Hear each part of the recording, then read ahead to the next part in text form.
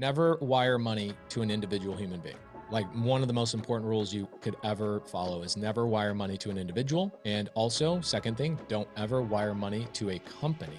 Wire money to a title or escrow business, always. So I have a deal in Corpus Christi, Texas, 30 unit seller finance. I've written that name so many times. Corpus Christi? Knocking doors. Oh yeah, I bet. That's a good area for knocking doors. Oh yeah. So I own an asset, 30 doors, seller finance, and the seller says, I want $150,000 down. And I said, how about I don't give you $150,000 down? I give the asset $150,000 down. And he says, what does that mean? I go, well, you want the 150 grand because you want to see that I have skin in the game on a deal you're seller financing me. He says, yeah, that's exactly what I want a down payment. I go, yeah, exactly, Mo. You don't actually care about getting cash up front. You just want to make sure I'm not going to just walk away from the asset when the going gets tough. And he goes, yeah, that's exactly. I go, okay, so here's what we're going to do. I'll put $150,000 into an escrow account so you can see I have money in there, and only you can approve that money coming back to my contractors as I clean up this asset. And he goes, I like this idea. You see how I set that up? Totally.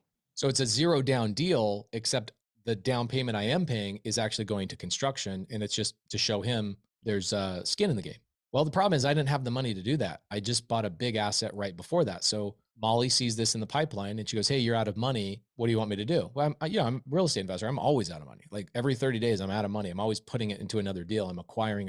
If I sat and I didn't buy a deal for a year, I'd have millions of cash flow come in. But the thing is, I'm always like, if I bring in $1 million this month, that's gone. I'm putting that into another multifamily deal or in 2 or 3 single family deals or whatever, right? And what I did, this is what's interesting. In January of last year, 2022, I had no more private money lenders. I took all the cash flow from all my deals and I paid everybody off. And I was like, yes, I have no more lenders. This is amazing. I bought all these deals, hundreds of single family, hundreds of multifamily deals, and I used none of my own money. And then the cash flow started coming in. I started using that cash flow to pay off those private lenders. In January of 2022, a year ago this month, I had no more private money lenders. I see this video, Grant Cardone talking about how like debt's the greatest thing. And so we've been friends with Grant and Elena. So I text Grant and I was like, tell me more about this. Like, should I be acquiring more debt? And we had a good conversation. I go, all right, I'm going to go acquire more debt. So this last year, I went and raised another $5-6 million for all my deals. Every deal that I bought last year in 2022 was all utilizing private money. So then in November, I told Molly, I go, all right, no more raising capital. Let's just use the cash flow to start paying down those lenders and we'll kind of start that process all over again. And so I get this asset under contract in Corpus Christi. Molly says, so do you want to use your own cash from last month's cash flow from all your assets, or do you want to go raise money? I go, let's go raise money. I have a list of all my investors, right? People that give me money. A week later, she goes, all right, deal's closed, blah, blah, blah, blah. I go, cool. Who was our private money lender? She goes, oh, me.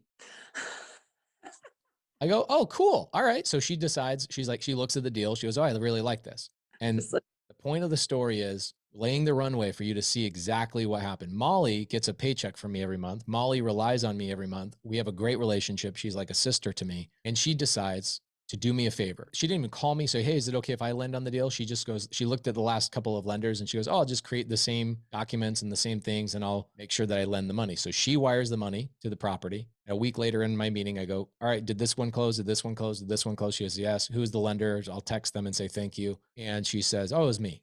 I go, great. So you put a lien against the property? She goes, well, Mo doesn't want us to put a lien against the property, but don't worry, it's not a big deal. I go, wait a minute. She's like, Pace, I trust you. Like, I see everything about your life. I see where your money comes from. I'm at your house 3 times a week. Like, I see everything in your life. And I go, Molly, I don't care if it's God himself. You put a lien against one of my properties. And so she went through all my properties and she goes, oh, your personal house has $1 million of equity. And so I have her put a lien against my personal house as more equity than what she was lending to me, just in the event that I die, lightning strikes, something bad happens, 100% she is guaranteed not only to get her money back, but she's guaranteed a return.